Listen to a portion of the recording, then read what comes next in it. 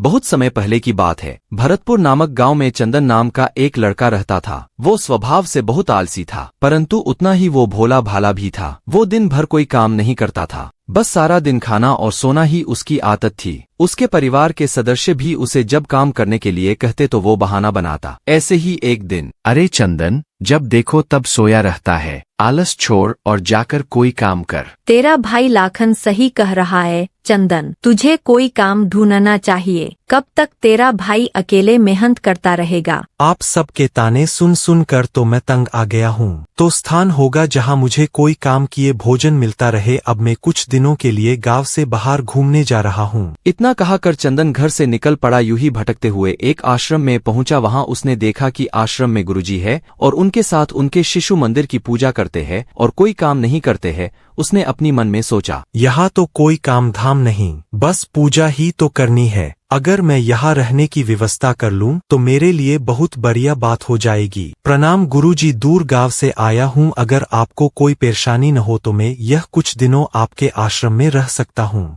हाँ हाँ, क्यों नहीं, तुम इस आश्रम में अवश्य रुक सकते हो। लेकिन गुरुजी, मैं कोई काम नहीं कर सकता हूँ। पता नहीं, काम करने के नाम पर मुझे आलस घेर लेता है। तो यहाँ कोई काम नहीं करना है, बस पूजा करनी होगी। ठीक है गुरुजी, वह तो मैं कर लूंगा। उस दिन से चंदन गुरुजी के आश्रम में ही रहने लगा। ना कोई काम ना धाम और समय पर खाने को भोजन प्राप्त हो जाता था। इसलिए चंदन पूजा पाठ पूरी लगन से करता था और प्रभु भक्ति में भजन गाता था। ऐसे ही चंदन को आश्रम में रहते महीना भर हो गया था। चंदन तो स्वभाव से निरा आलसी था। एक दिन चंदन पूजा पाठ के सभी कार्य करके जब भोजन करने रसोई में, अरे आज तो रसोई में खाने की कोई तैयारी ही नहीं है। गुरुजी, आज खाना नहीं बनेगा क्या? चंदन, आज एकादशी है, आज आश्रम में सबका स्वागत है और आज तुम भी उपवास रखो, आज भोजन नहीं बनेगा। नहीं नहीं गुरुजी, अगर मैं उपवास कर लिया तो कल का दिन नहीं देख पाऊंगा। मैंने कभी भी उपवास नहीं रखा और मैं तो बिल्कुल भूखा नहीं रह सकता। मुझे तो बहुत भूख लगती है। ठीक है चंदन, अगर तुम्हें उपवास नहीं रखो तो तुम मत रखो, पर खाना भी तुम्हारे लिए कोई और नहीं बनाएगा। तुम अपना खाना स्वयं बनाना पड़ेगा। चंदन तो स्वभाव से निरा आलसी था। उसे तो बस बैठकर खाने की आदत थे,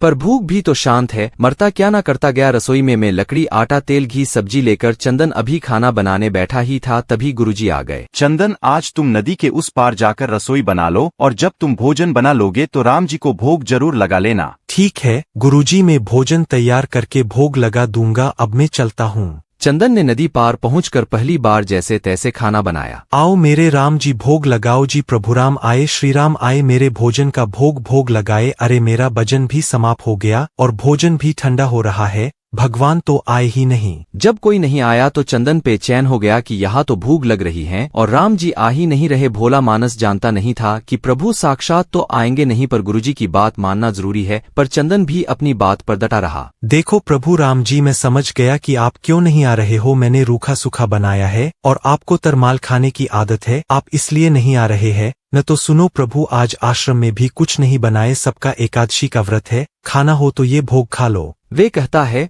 न भगवान भक्त के वश में होते हैं। श्री राम अपने भक्त की सरलता पर बड़े मुस्कुराए और माता सीता के साथ प्रकट हो गए। गुरुजी ने कहा था कि राम जी आएंगे, यहाँ तो माता सीता भी आए हैं। मैंने तो भोजन 2 लोगों का बनाया है। अगर एक को भोजन खिलाऊंगा तो दूसरे को न पूछूं तो वो भी तो अच्छी बात नहीं है। न कोई बात नहीं, मैं आज ये दोनों को ही भोजन खिला देता हूँ। मैं आज भूखा रह जाऊंगा। प्रभु, आपके व्यक्तित्व भोजन बहुत ही स्वादिष्ट बनाया है। तभी तो तुम्हें यहाँ अपने साथ आने का आग्रह किया। प्रभु, आप दोनों को मेरा हाथ का भोजन स्वादिष्ट लगा, यह जानकर मुझे बहुत खुशी है। मुझे लग रहा था कि आप अकेले आएंगे, पर आप 2 लोग आएंगे, इसलिए मैं भूखा रह गया। अगली एकादशी पर पहले बता देना कि कितने जन आ रहे हो और हाँ, थोड़ा जल्दी आ जाना। भगवान राम चंदन की भूली भाली बातों को सुनकर मुस्कुराने लगे और माँ सीता के साथ प्रसाद ग्रहण करके चले गए। अगली एकादशी तक चंदन सब भूल गया। उसे लगा कि प्रभु आते रहेंगे और प्रसाद ग्रहण करते रहेंगे। इसे किसी को नहीं को यह बात नहीं बताई। भीड़ एकादशी, चंदन सोच में पड़ गया। कहीं ऐसा ना हो कि आज भी 2 लोग प्राधारे में भूखा रह जाऊं, इसलिए आज मैं पहले से ही 3 लोगों की भोजन बना दूंगा। गुरुजी, मैं नदी पार रसोई बनाने जा रहा हूं, पर आज थोड़ा ज्यादा अनाज लगेगा। भोजन पर 2 लोग आते हैं। लगता है तू भूख के मारे बावला हो रहा है।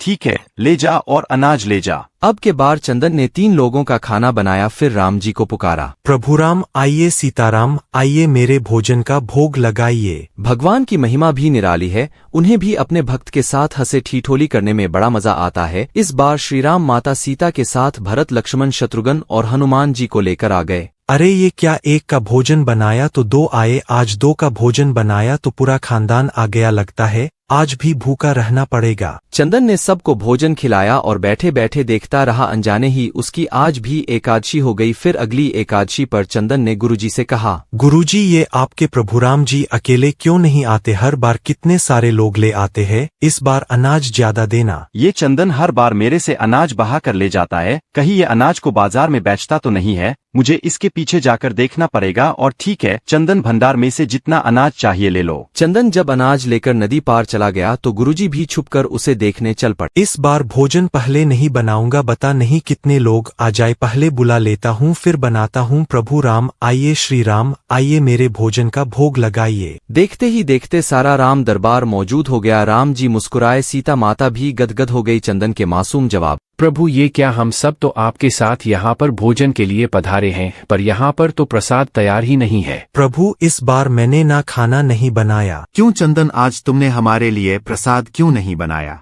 राम जी भोजन बनाकर क्या फायदा, तो भूखा ही रहूंगा, फिर क्या फायदा बनाने का, आप ही बना लो और खुद ही खा लो। क्या करे भैया, भक्त की इच्छा है, पूरी तो करनी ही पड़ेगी। चलो लग जाओ काम पर। लक्ष्मण तुम लकड़ी काट लो, देवी सीता तुम आटा गोंद लो, मैं चूल्हे की तैयारी करूंगा। राम जी के साथ सब मिलकर रसोई बनाने लगे। चंदन एक तरफ बैठकर देखता रहा। माता सीता राम जी के साथ जब रसोई बना रही थे तो कई ऋषि मुनि वायक्षी गंधर्व प्रसाद लेने आने लगे। यहाँ तो कोई दिखाई नहीं दे रहा, यह बिना भोजन बनाए अकेला भूखा क्यों बैठा है? चंदन बेटा क्या बात है, खाना क्यों नहीं बनाया? गुरुजी आप अच्छा किया, गुरुजी आप आ गए, देखिए कितने लोग आते हैं प्रभु के साथ। मुझे तो यहाँ पर कुछ नहीं दिख रहा सिवाय तुम्हारे और अनाज। एक तो इतनी मेहनत करवाते हैं, प्रभु भूखा भी रखते हैं और ऊपर से गुरुजी को दिख भी नहीं रहे, यह और बड़ी मुसीबत है। राम जी आप गुरुजी को दिख क्यों नहीं रहा? चंदन मैं उन्हें नहीं दिख सकता। क्यों? गुरुजी तो बड़े पंडित है, ज्ञानी है, विद्वान है, उन्हें तो बहुत कुछ आता है,